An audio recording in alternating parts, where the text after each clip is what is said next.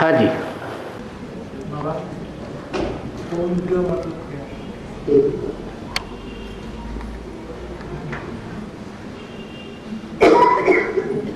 हाँ जी। कौन का मतलब क्या? भाषण तो कौन के? कौन का? बोलते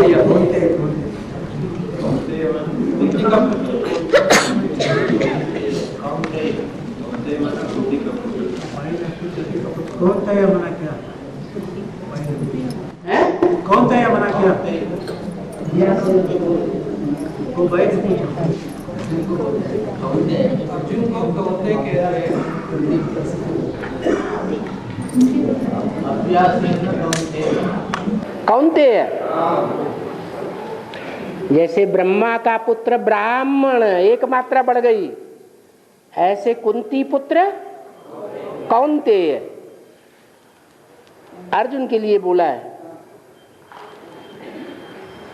एक मात्रा बढ़ा दी गई, कु की जगह कौ, मात्रा बढ़ गई ना, तो फॉलोअर या बच्चे के अर्थ में एक मात्रा बढ़ जाती है। हाँ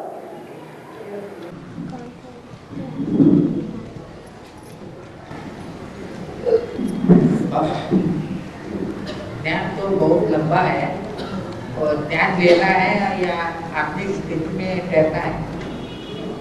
ज्ञान बहुत लंबा है, ज्ञान बहुत विस्तार में है। और आगे आत्मिक स्थिति में ठहरना है अच्छा है, आत्मिक स्थिति में टिक जाना, यही ज्ञान का सार है। क्या? ज्ञान का विस्तार तो बहुत है,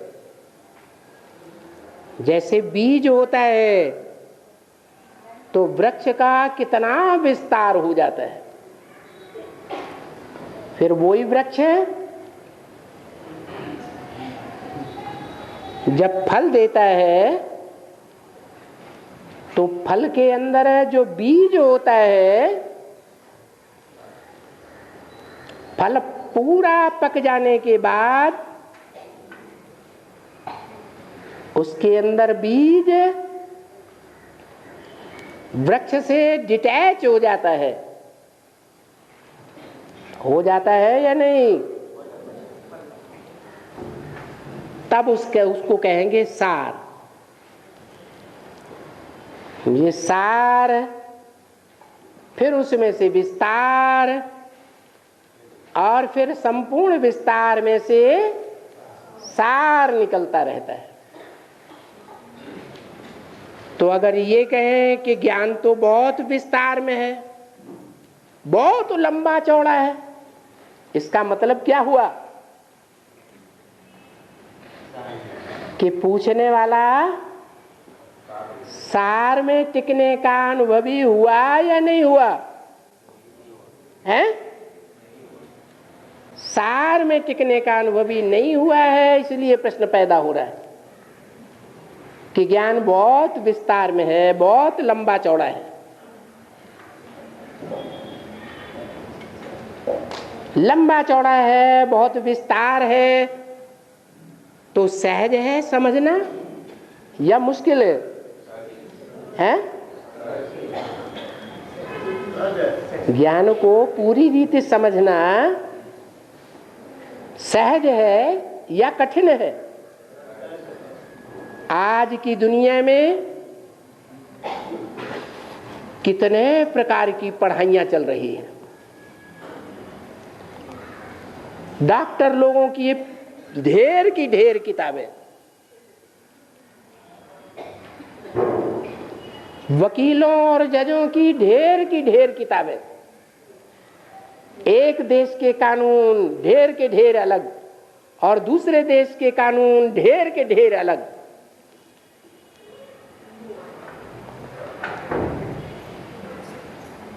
तो कोई डॉक्टर छाती ठोक के कह सकता है कि मैंने डॉक्टरी का पूरा ज्ञान ले लिया। अरे वकालत का छोड़ो, इंजीनियरिंग का छोड़ो, इतना विस्तार में ज्ञान फैला हुआ है।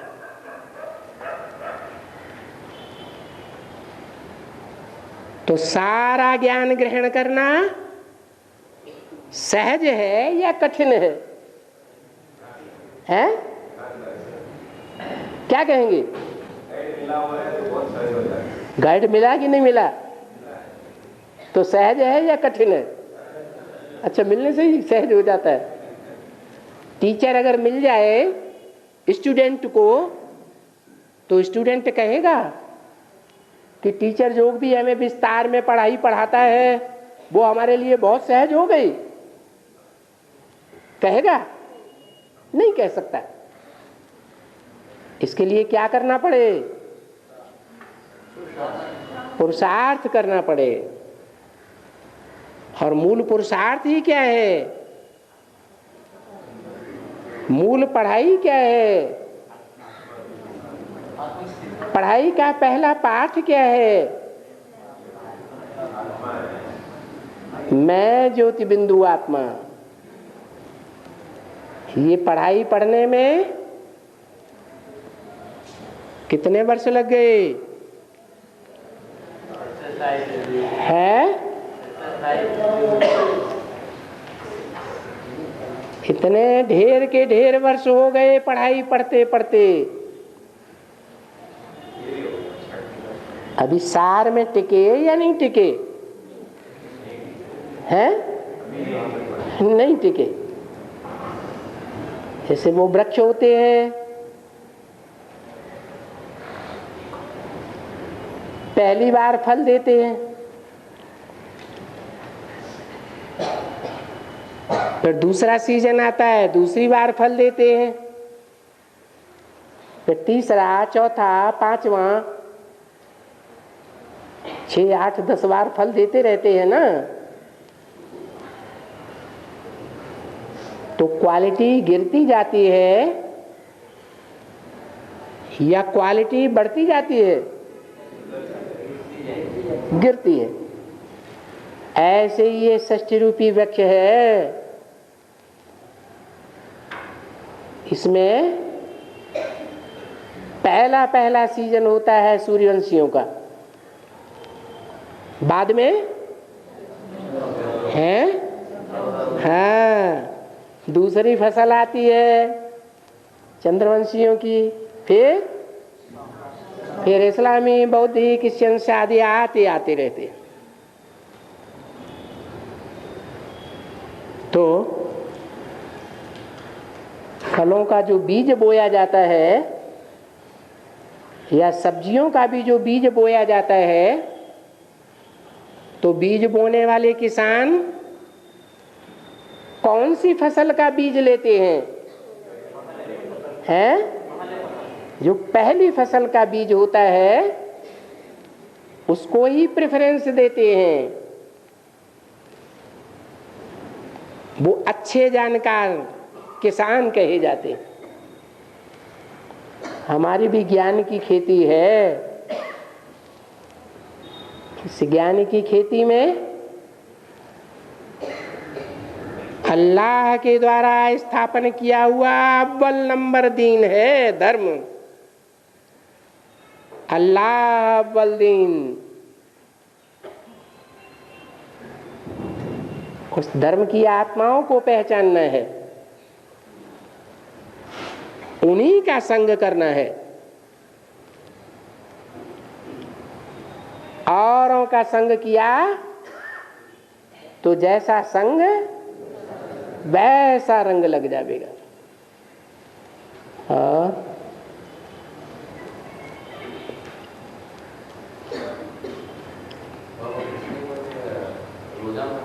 जोर से बोलो।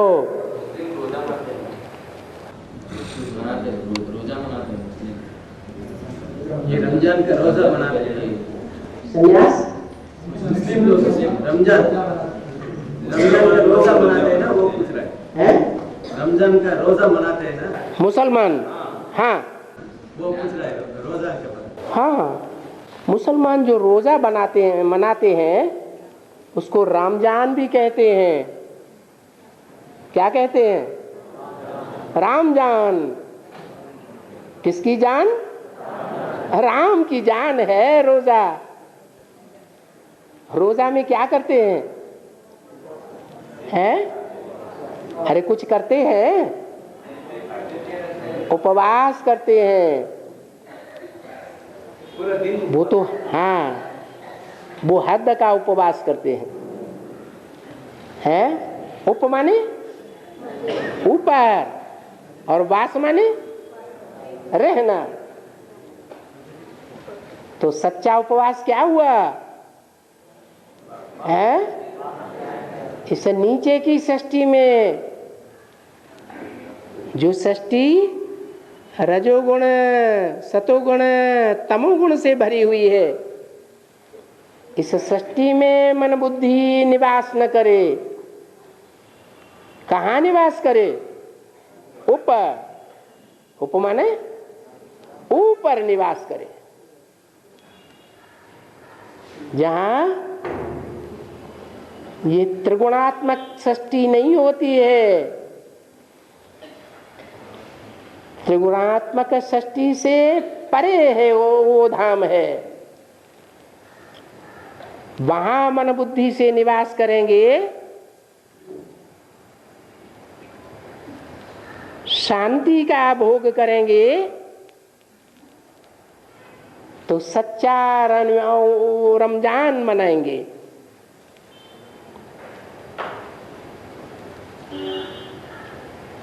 भक्ति मार्ग में तो स्थूल बातों को पकड़ लेते हैं, उसे कहते हैं रोजा। क्या? रोज रोजा आ जाता है। क्या मतलब? ब्रह्मा का दिन शुरू होता है तो सृष्टि के आदि में सारी आत्माएं कहाँ निवास करती हैं? ऊपर निवास करती है। जैसे कि रोजा पूरा हो गया और फिर भी चंद्रमा को फॉलो करते हैं। फिर भी चंद्रमा को फॉलो करते हैं। और वही मुस्लिम लोग। हाँ, चंद्रमा को फॉलो करते हैं। अभी तो बताया, जो ऊपर जाने वाले हैं उनमें पहला नंबर कौन सी आत्माओं का है? तो उनको फॉलो नहीं करना पड़ेगा। अरे अव्वल नंबर रोजा कौन करते हैं? कौन करते हैं? अरे इस्लामी अव्वल नंबर रोजा करते हैं, या उनसे भी पहले कोई दूसरा पूरे है जो पहले पहले परम धाम जाते हैं? कौन है? चंद्रवंशी। तो चंद्रमा को फॉलो नहीं करेंगे? चंद्रमा को फॉलो करेंगे। अगर सूर्य को फॉलो करें तो वो करने की दरकार ही नहीं। दिन में उपवास करते हैं तो सूर्य को भी पॉजिटिव हो गया। उपवास जो दिन में करते हैं, तो सूर्य को नजदीक करने के लिए वो भी ट्राई कर रहे थे। करते हैं, लेकिन फिर भी पीछे पीछे किसके जाते हैं? चंद्रमा के पीछे जाते हैं। और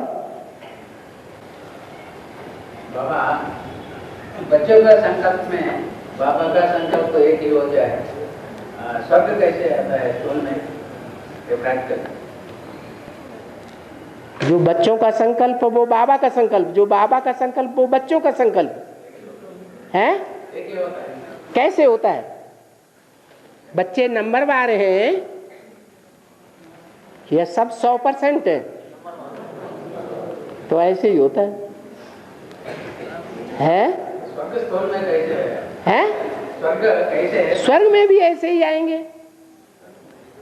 जिस नंबर से पुरुषार्थ करेंगे उसी नंबर में स्वर्ग में आवेंगे, उसी नंबर में शांति धाम जावेंगे।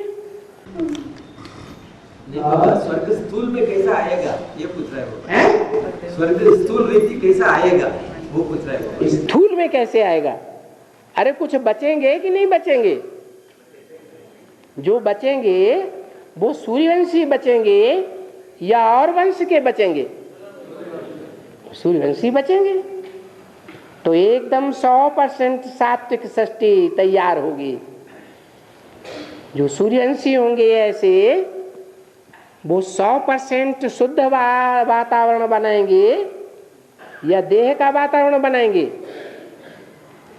है? अरे राधा कृष्ण को जन्म देने वाले लक्ष्मी नारायण उनको 100% शुद्ध संकल्प वाला कहेंगे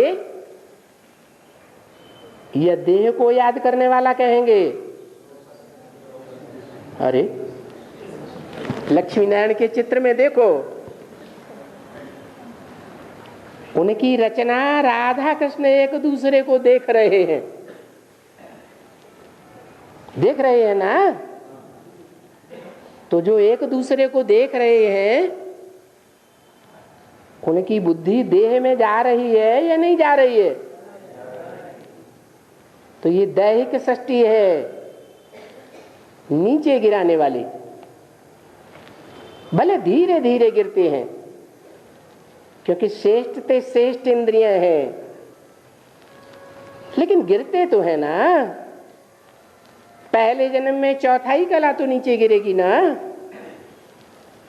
लेकिन उनसे भी पहले अर्थात राधा कृष्ण को भी जो जन्म देने वाले लक्ष्मी नारायण हैं, डायरेक्ट श्रीमत पर चलने वाले, नर से डायरेक्ट नारायण बनने वाले, उनकी बुद्धि देह में फंसी हुई है या देह से परे हो गए हैं? लक्ष्मी नारायण जो नर से नारायण बनते हैं, नारी से लक्ष्मी बनते हैं, वो ऊपर दिखाए गए, वो प्रकाश के वलय में दिखाए गए हैं। क्या उनका सारा जीवन, उनका सारा पुरुषार्थ ये साबित करता है कि जब वो संपन्न स्टेज में पहुंचते हैं तो एड़ी से लेकर के चोटी तक का सारा जिस्म का जो भी पावर कहें, वो पावर ज्ञान की दुनिया में लगती है या 1-2 सेकंड देह में भी जाती है बुद्धि? ज्ञान की दुनिया में बुद्धि धरी रहती है। उनकी जो सृष्टि है वो आकर्षण से, देह के आकर्षण से पैदा नहीं होती, एकदम 100% शुद्ध सृष्टि पैदा होती है। इसलिए पहली जो सृष्टि की साकार रचना है राधा कृष्ण, वो भी 16 कला संपूर्ण पैदा होते हैं। बाद में उनकी जो जनरेशन होगी वो चौथाई कला कम होती जाएगी।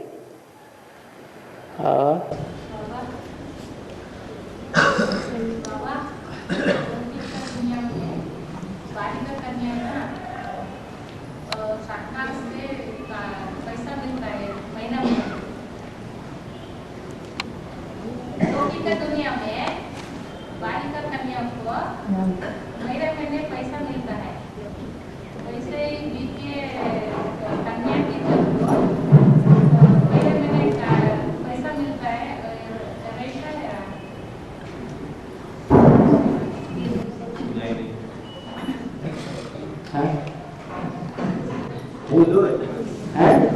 ठीक से समझ में नहीं आया। लौकिक दुनिया में कन्या को पैसा मिलता है, ऐसा वैदिक की दुनिया में भी मिलता है क्या? ऐसा कन्या को कहाँ पैसा मिलता है?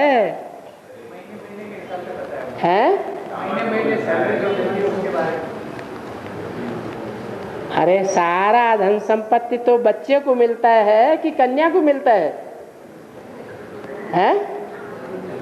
माँ बाप की जो सारी प्रॉपर्टी है वो बच्चों को मिलती है कि कन्या को मिलती है?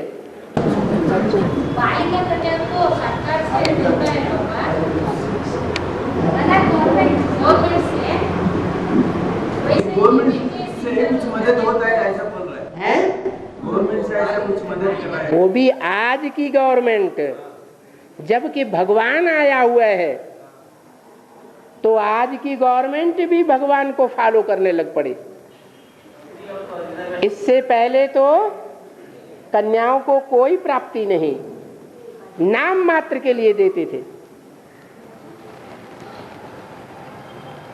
अभी भी वो परंपरा बहुत कुछ चल रही है। और पापा सतयुग में नदी के किनारे राजमहल करते हैं। हाँ, सागर के नजदीक क्यों नहीं? क्योंकि सागर सारी पृथ्वी पर एक ही होता है। वहां सागर के हिस्से बटे हुए नहीं होते हैं। अलग अलग धर्म खंडों में सागर विभाजित नहीं होता है। और नई दुनिया में ऐसा ही होता है। सारी दुनिया में सागर एक, और नदियां तो फिर भी अनेक होंगी। और वो अनेक नदियां सात्विक होंगी या तामसी होंगी? हैं? सात्विक होंगी। सागर तो फिर भी खारा रहेगा या मीठा हो जाएगा? चीनी मिला देंगे उसमें, है? सागर तो खारा भी रहता है, मीठा भी रहता है। वो तो सारी सृष्टि का बीज है। और सतयुग में मीठा रहेगा है? सागर, हाँ, सतयुग में मीठा रहेगा। बताओ कैसे रहेगा? क्या उसमें चीनी मिला दी जाएगी? हैं? नहीं, अभी तमो प्रधान होते होते खारा हो गया। अभी तमो प्रधान होते होते पहले खारा नहीं था। 2500 साल पहले, 2500 साल पहले की हिस्ट्री उठाओ। सागर खारा था या मीठा था? तब भी खारा ही था।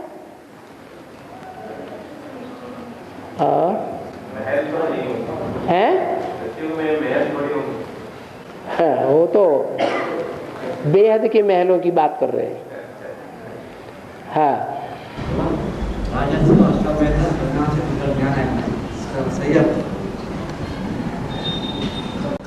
राजस्व अश्वमेध रुद्र ज्ञान अविनाशी। रुद्र ज्ञान यज्ञ।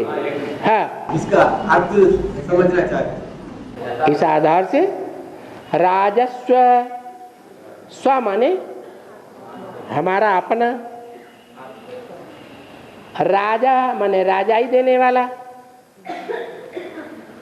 अश्वमेध, अश्व माने मनरूपी घोड़ा। कौन सा घोड़ा? मनरूपी घोड़ा, और उसको बस में करने योग्य। राजस्व अश्वमेध अविनाशी ज्ञान यज्ञ। ऐसा ज्ञान यज्ञ है जो दुनिया में कभी न हुआ है न फिर कभी होगा। 5000 वर्ष के अंतराल में एक ही यज्ञ है, इतना बड़ा, जो भगवान आकर के रचते हैं। इसका नाम है रुद्र ज्ञान यज्ञ। रुद्र माने साकार या निराकार? साकार। इतना रौद्र रूप धारण करता है कि सारी दुनिया उसमें स्वाहा हो जाती है। और अविनाशी भी है। ये ज्ञान यज्ञ ऐसा है कि जो जो जितना ज्ञान धारण करते हैं वो ज्ञान जन्म जन्मांतर के स्थूल रतन बन जाते हैं।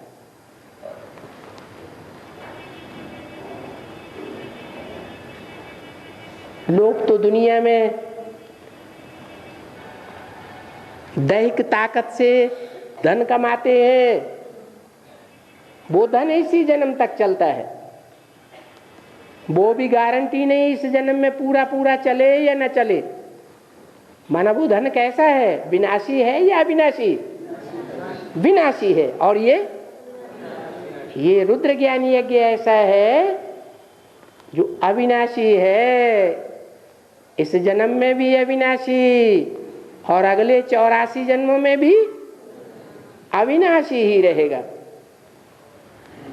21 जन्म की तो गारंटी है, परंतु 21 जन्म के आधार पर 63 जन्मों का भी हिसाब किताब बन जाता है।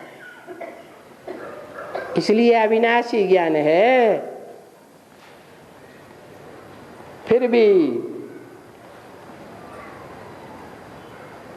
बुद्धि कैसी है लोगों की, है जो कहते हैं हम ज्ञान में चलते हैं, वो अपनी बुद्धि की ताकत, मन बुद्धि की ताकत, तन की ताकत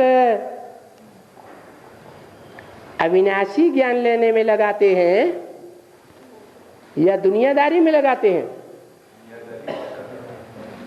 दुनियादारी में ही लगा रहे हैं। तो क्या कहेंगे? हैं? भगवान भी कुछ नहीं कर सकता, भगवान भी ड्रामा के बंधन में बंधा हुआ है। और ये करने है ना, वो पशुपति वाली वाले इसमें शिवलिंग है ना, चारों और 4 मुख दिखाए, इसका रहस्य क्या है? 4 धाम सुने कि नहीं सुने? 4 धामों में चारों मूर्तियां अलग अलग प्रकार की हैं कि एक ही तरह की हैं? कहाँ की यादगार? संगम युग की ही यादगार है। 4 मुख्य दिशाएं हैं, चारों मुख्य दिशाओं के 4 दिक्पाल हैं, चारों दिशाओं की पालना करने वाले राजाएं हैं। 4 ही मुख्य धर्म हैं, चारों ही मुख्य धर्मों की 4 बीज रूप आत्माएं हैं। इसलिए ब्रह्मा के 4 पहले पहले पुत्र गाये हुए हैं। कोई सनातन धर्म का बीज, कोई इस्लाम धर्म का बीज, कोई क्रिश्चियन धर्म का बीज, कोई बौद्ध धर्म का बीज। इसलिए नई पाल में खास पशुपतिनाथ का मंदिर आया हुआ है। किसका पति? पशु का पति। कौन है दुनिया का बड़े से बड़ा पशु? है बड़े से बड़ा जानवर बुद्धि।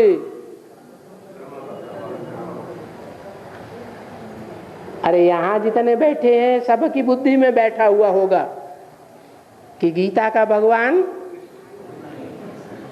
साकार कृष्ण या निराकारी स्टेज धारण करने वाला शिव शंकर भोलेनाथ, कौन है गीता का भगवान? सबकी बुद्धि में कुछ न कुछ बैठा है, नंबरवार ही सही। कहें कि समझाओ तो नंबरवार समझावेंगे या एक जैसा समझावेंगे?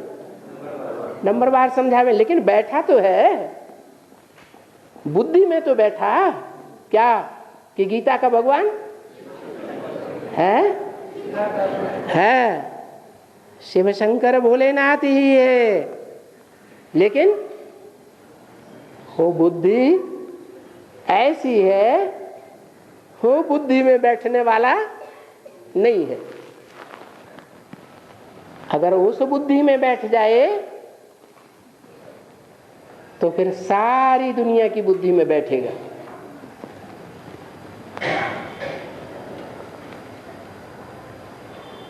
तो वहां शिवलिंग के सामने कौन बैठा हुआ दिखाया गया है? कौन है पशु जो बैठा हुआ दिखाया गया है? बैल। उस बैल का भी पति है। पति साकार में होता है या निराकार बिंदुपति होता है? बिंदु बिंदु आत्माएं, ज्योति बिंदु बच्चे, और उनका तो बाप होता है। एक ही संबंध है बिंदु बिंदु आत्माओं बच्चे का बाप से। दूसरा बाप और बच्चे के सिवाय कोई दूसरा संबंध होता ही नहीं। लेकिन वही ज्योति बिंदु बाप जब साकार में प्रवेश करता है तो पशु में प्रवेश करता है या मनुष्य में प्रवेश करता है? मनुष्य में प्रवेश करता है। इसलिए बोला मैं तुम बच्चों से बात करता हूं। ये तो बीच में सुन लेता है। बैल को भी कान होते हैं कि नहीं होते हैं? होते तो हैं। तो सुनता तो है या नहीं सुनता है? सुनता तो है, लेकिन समझता नहीं है। तो ऐसे पशु का पति साकार में होगा या निराकार होगा? जरूर साकार रूप धारण करने वाला है। भले निराकारी स्टेज में है, लेकिन है तो साकार में ना। तो नाम दिया है पशुपतिनाथ। कौन से देश में गाया हुआ है? नेपाल। जरूर जरूर ब्राह्मणों की दुनिया में कोई ऐसा ग्रुप है जो नई दुनिया की पालना करने वाला है अव्वल नंबर में। और नई दुनिया की पालना करने वाला ग्रुप वो ही बेहद का नेपाल है, जिसकी यादगार में वो हद का नेपाल बसा हुआ है। जहाँ की क्या विशेषता है? पहले नेपाल भारत का हिस्सा था या नहीं था? भारत का हिस्सा था। लेकिन भारत के हर स्टेट पर विदेशियों ने झंडा लहराया, विदेशियों ने राज्य किया, लेकिन नेपाल के ऊपर विदेशियों ने कभी आक्रमण नहीं किया कर पाया।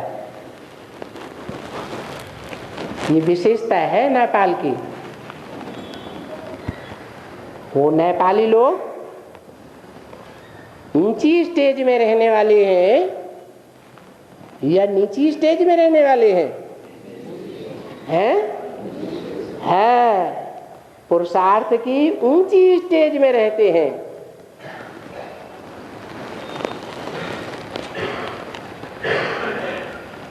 ऐसे मन में नहीं आएगा कि हमसे तो अमृत वेला नहीं हो सकता। क्या रोज रोज क्लास करें, रोज रोज बाबा की मुरली सुने, ये हमारे बस की बात नहीं। 7 दिन में एक बार आ सकते हैं।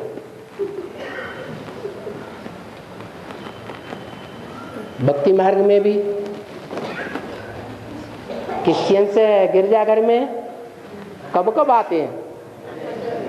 संडे 7 दिन में एक बार। मुसलमान जुम्मा 7 दिन में एक बार आते हैं। इतना तो पुरुषार्थ हम कर सकते हैं। क्या नेपाली ऐसे नहीं कहेंगे? वो नई दुनिया की पालना करने वाले हैं। डायरेक्ट भगवान से राजाई लेने वाले हैं। ज्योतिर्लिंग का विशेषता है? ज्योतिर्लिंग का विशेषता क्या है? ज्योतिर्लिंग विशेषता ज्योतिर्लिंग क्या? विशेषता क्या? 12 ज्योतिर्लिंग। उनका विशेषता हर धर्म के 12 राशियां हैं। दुनिया की सभी मनुष्य आत्माएं 12 राशियों में बांटी गई। चाहे किसी भी धर्म का व्यक्ति हो, वो 12 राशियों में गिना जाएगा या नहीं गिना जाएगा? गिना जाएगा। उन 12 राशियों में जो सर्वश्रेष्ठ ग्रुप है वो है सूर्यवंश, और उन सूर्यवंशियों में वो सर्वश्रेष्ठ 12 आत्माएं हैं जो शिव का लिंग रूप धारण कर लेती है संपन्न पुरुषार्थी बनने पर। किसका लिंग? शंकर लिंग। शंकर लिंग नहीं कहा जाता। किसका लिंग? शिवलिंग। वो कल्याणकारी है, वो कल्याणकारी 12 शिवलिंग, उनमें भी नंबरवार है। क्या? कोई उत्तर दिशा में, कोई दक्षिण दिशा में, कोई पूरब में, कोई पश्चिम में। और केदारनाथ में प्रकृति का ये हो गया ना। हाँ, 2 नदियां मुख्य गाई हुई हैं, गंगा और यमुना। जो गंगा नदी है वो भी उत्तरांचल से बहती है, और जो यमुना नदी है वो भी कहाँ से बहती है? उत्तरांचल से ही बहती है। लेकिन दोनों नदियों में फर्क है। एक नदी पश्चिम की ओर से बहती है और दूसरी नदी पूरब की ओर से बहती है। उनके उद्गम का स्थान है यमुनोत्री और गंगोत्री। क्या? गंगा जहां से उतरी वो गंगोत्री, और यमुना जहां से उतरी वो यमुनोत्री। यमुना नदी काली नदी गाई जाती है। पश्चिमी सभ्यता में काले काम ज्यादा होते हैं, ज्यादा काला मुंह करते हैं, या पूर्वी सभ्यता में ज्यादा काला मुंह होता है?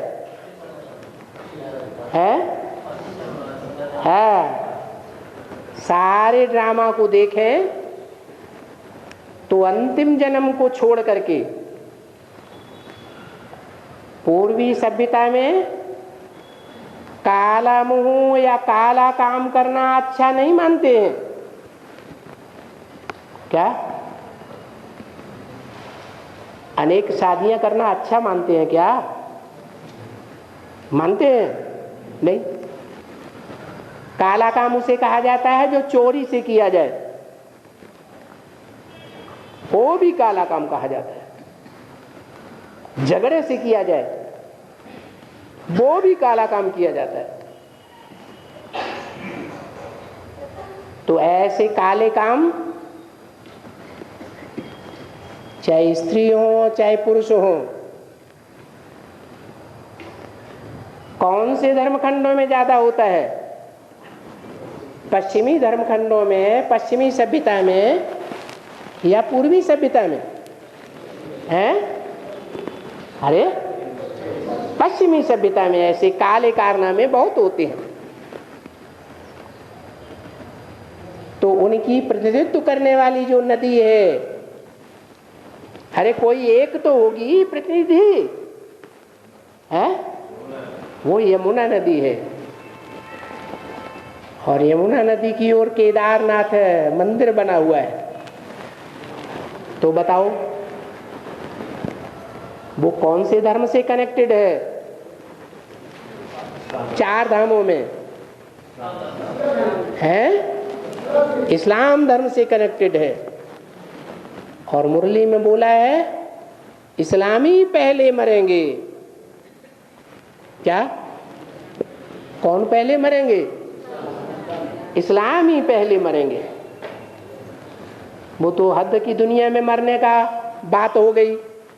केदारनाथ में जो विध्वंस हुआ प्राकृतिक, लेकिन ब्राह्मणों की दुनिया में हद की बातें होती हैं या बेहद की बातें होती हैं? बेहद की बातें। यहाँ बेहद में मरना किसे कहा जाता है? देवांश से मरे, बाप के बने, मन मरे। उसमें भी देखा गया कि जो मंदिर था और जो मंदिर की मूर्तियां थी अंदर, उनका भी ध्वंस हो गया या बच गई? हैं? हाँ, बच गई। तो यहाँ ब्राह्मणों की दुनिया में भी ऐसे बच्चे हैं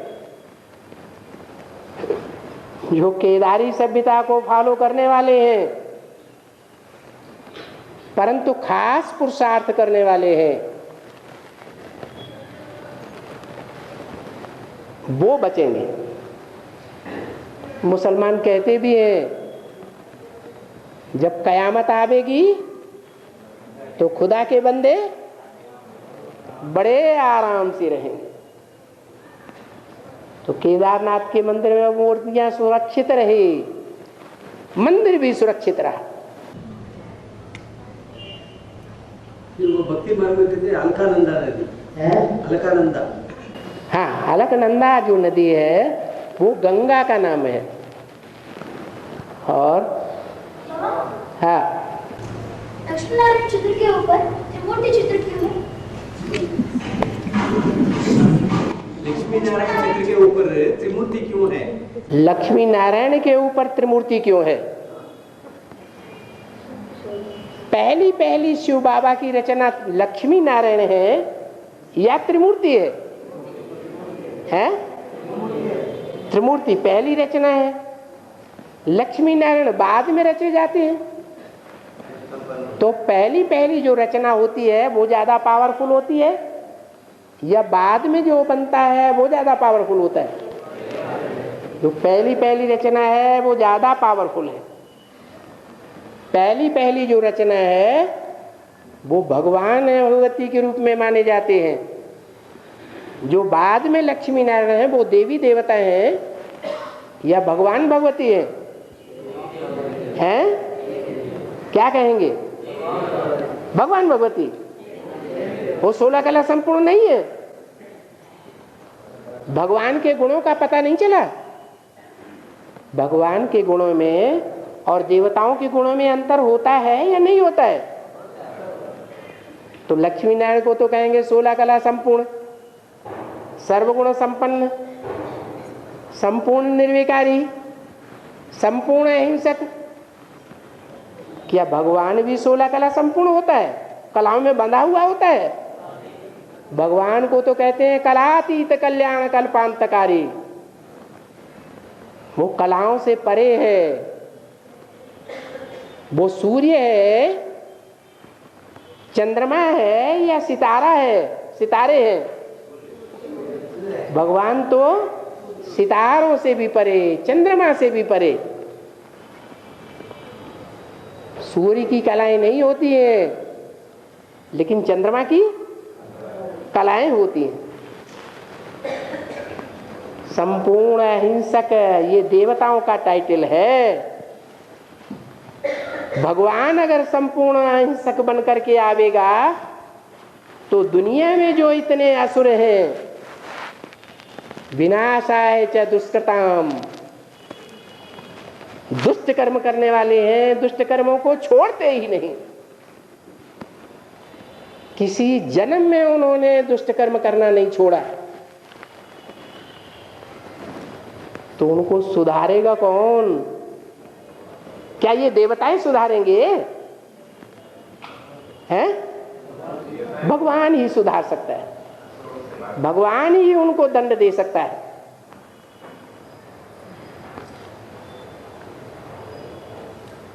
मर्यादा पुरुषोत्तम ये भगवान का टाइटल है या लक्ष्मी नारायण का टाइटल है?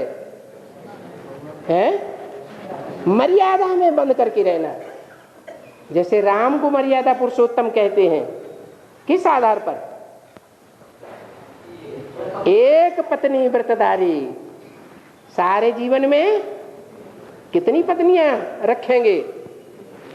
एक ही पत्नी। तो उनको कहा गया मर्यादा में बंधे हुए रहते। क्या भगवान भी मर्यादा में बंध कर रहता है? बंद कर रहता है? क्या कहेंगे?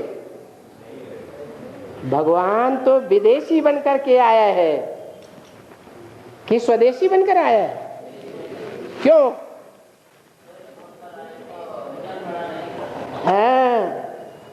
अगर स्वदेशी बनकर के, राम बनकर के आ जाए तो दुनिया की जो भी आत्माएं हैं, चाहे दूसरे धर्म में ही कन्वर्ट होने वाली क्यों न हो, वो पावन कैसे बनेंगी? संग के रंग से ही पावन बनते हैं, संग के रंग से ही पतित बनते हैं। तो सारी दुनिया की आत्माएं कैसे पावन बनेंगी? बन सकती हैं? भगवान के संग के रंग में आए बगैर पावन बनेंगी? बनेंगी? नहीं बन सकती। इसलिए ये भगवान का टाइटल नहीं है मर्यादा पुरुषोत्तम, ये तो देवताओं का टाइटल है। सर्वगुण संपन्न, 16 कला संपूर्ण, संपूर्ण अहिंसक, मर्यादा पुरुषोत्तम। और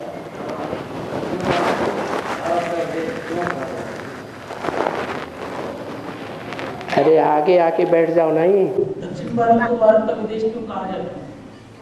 दक्षिण भारत को भारत का विदेश क्यों कहा जाता है? क्योंकि यहाँ की परंपराएं उत्तर भारत की परंपराओं से भिन्न है। उत्तर भारत में चाचा की लड़की, मामा की लड़की बहन मानी जाती है, और यहाँ मामा की लड़की से शादियां होती हैं, चाचा की लड़की शादियां होती हैं या नहीं? अब नहीं होती हैं, पहले होती थी। जैसे इस्लामियों में इब्राहिम जब आया तो उनकी जनरेशन थी ही नहीं, अपनी जनरेशन को कैसे बढ़ाया? भाई बहनों में शादियां होने लगी। उनकी ये हिस्ट्री कहती है। आज भी मुसलमानों में सिर्फ दूध का बचाव करते हैं, बाकी मामा की लड़की से, चाचा की लड़की से अभी भी शादियां होती हैं। और ऐसे बहुतेरी परंपराएं हैं जो उत्तर भारत की परंपराओं से अलग हैं। उत्तर भारत में अष्टदेवों की मूर्तियां नहीं बनती हैं, अष्टदेवों के मंदिर नहीं बनते हैं। और दक्षिण भारत में है, अष्टदेवों के मंदिर भी हैं और मूर्तियां भी हैं। हाँ, पूजन होता है, वो भी मूर्ति के रूप में नहीं, पटले पर नवग्रह बना देते हैं और फिर उनकी पूजा करते हैं। इसका मतलब यह है कि अष्टदेवों को पूजनीय मानते तो हैं, लेकिन भगवान कह करके नहीं मानते, क्योंकि भगवान एक होगा या 8 होंगे? एक ही होता है। और दक्षिण भारत में 8 की पूजा करते हैं, माने 8 ही भगवान।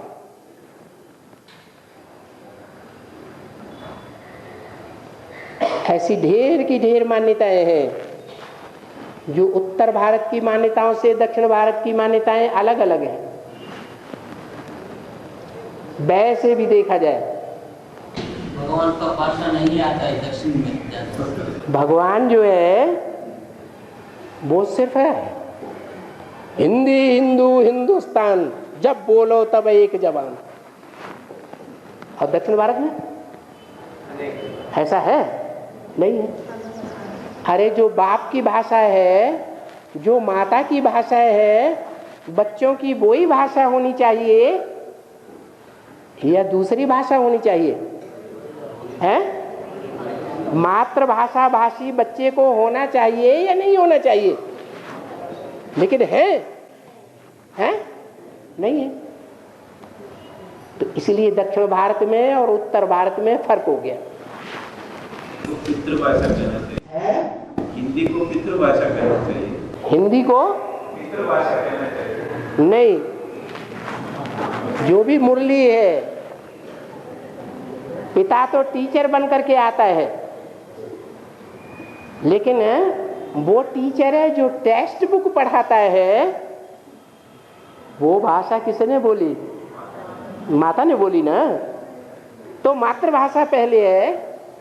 बच्चा जन्म लेता है तो माता की जबान सीखता है या बाप सिखाने आता है? माता की जबान सीखता है। हाँ, पिता भी माता की भाषा बोलते हैं। और बाबा अलकानंदा का शब्द का अर्थ क्या है? अलकानंदा का शब्द अलकनंदा, अलक निरंजन है। वहाँ उत्तर भारत में जो अलकनंदा है पहाड़ों पर बहती है। तो पहाड़ों पर निर्मल जल होगा या मैदान में निर्मल जल होगा? पहाड़ों पर जो पानी है गंगा का वो निर्मल जल है, और ऐसी ऐसी जड़ी बूटियों से मिला हुआ है जिसमें अंतिम जन्म को छोड़ करके वो जड़ी बूटियों का रस मिला हुआ रहता है। वो जल दूषित नहीं होता, कीड़े नहीं पड़ते,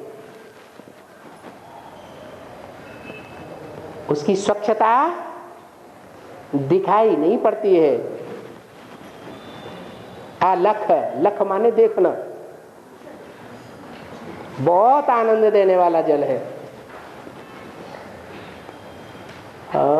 बाबा, दुर्योधन की छोटी बहन दुशाला के पति को अर्जुन ने बाण मारा था, तब उनका गला कटकर उनके पिताजी के झोली में गिरा था, तब ब्लास्ट क्यों हुआ था? तब बम ब्लास्ट हुआ था। अर्जुन बाण मारा उसके पति को, तो बम ब्लास्ट हो गया। किसका बम ब्लास्ट हुआ है? बम ब्लास्ट किसके ऊपर हुआ? उसके पिता के ऊपर, जिसको बाण मारा, क्योंकि उसको शाप मिला हुआ था कि जो तुमको बाण मारेगा, तुम्हारी मृत्यु का निमित्त बनेगा, तो वो बाण पहले पहले किसको ध्वंस करेगा? तुम्हारे बाप को ध्वंस कर देगा। इसलिए वो ध्वंस हो गया। बीज ही नहीं रहेगा तो बच्चा कहाँ से पैदा होगा? और भगवद गीता के श्लोक है, भगवद गीता श्लोक में 4 अध्यायों का पहला श्लोक का ऐसा दिया है, मैं यह अविनाशी योग ज्ञान सूर्य परम विदाशिव के सारथी प्रजापिता ब्रह्मा अर्थात विवस्वान नामक मनु को दिया। मनु ने अपने पुत्र साथ मनु को दिया। यह कौन सी बाबा इस साथ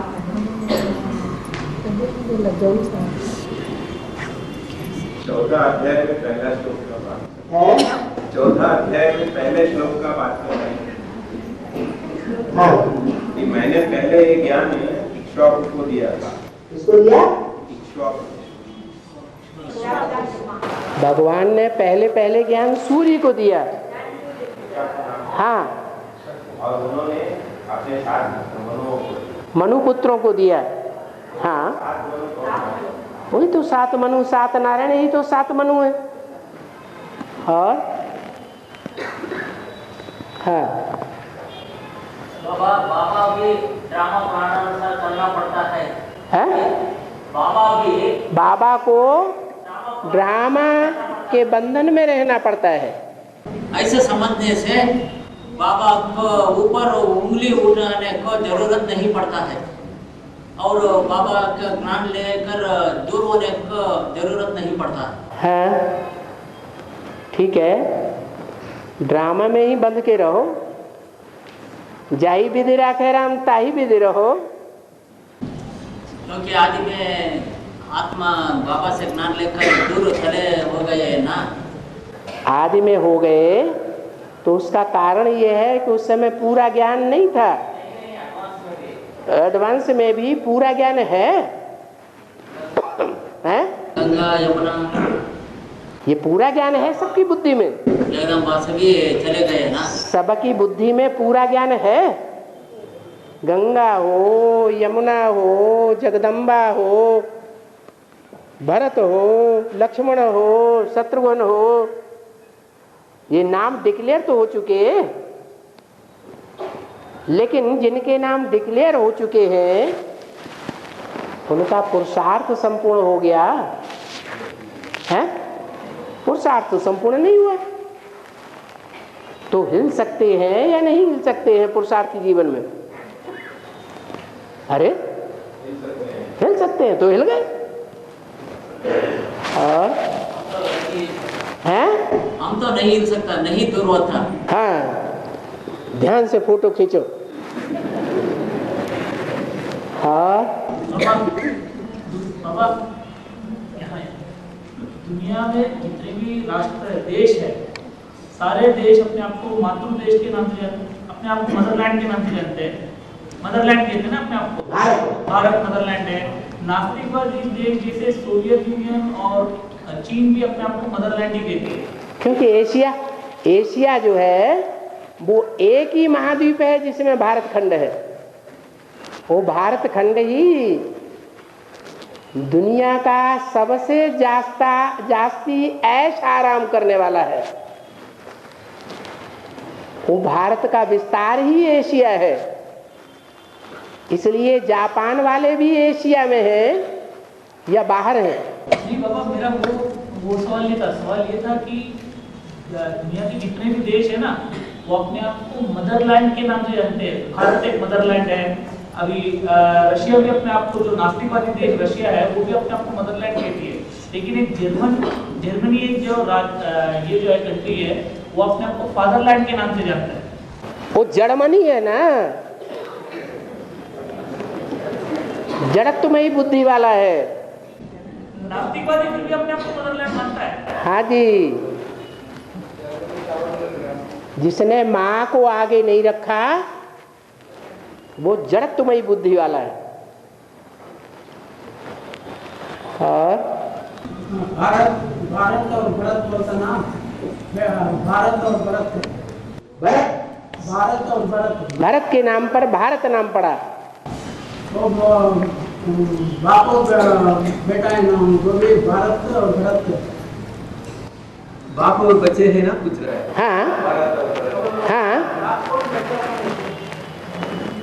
जो भारत है, भा मना रोशनी, रत मना लगा हुआ। किसमें लगा हुआ?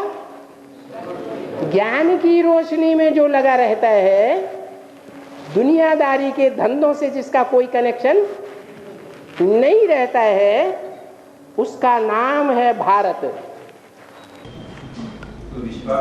दुष्यंत शकुंतला का बेटा है, दुष्यंत और शकुंतला का बेटा भरत। वो जो दुष्यंत है वो भी दोषों का अंत करने वाला है।